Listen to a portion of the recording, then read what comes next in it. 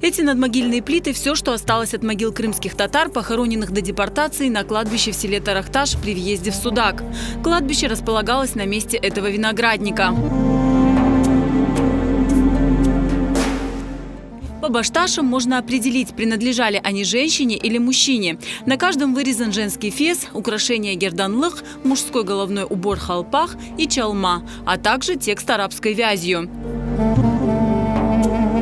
Эти плиты местные жители собирали по всей округе и принесли сюда, на возвышенность Орман-Тепе. Сейчас они выстроены вокруг памятника Сейит Оглу Сейдамету. 60 seneleri baş taşları yok edip tütün aranları, mektep kurdular onda. Şimdi bugünece duruyor mektepler. Posakaları o taşlardan yaptılar, kulüp yaptılar da o camiyeler.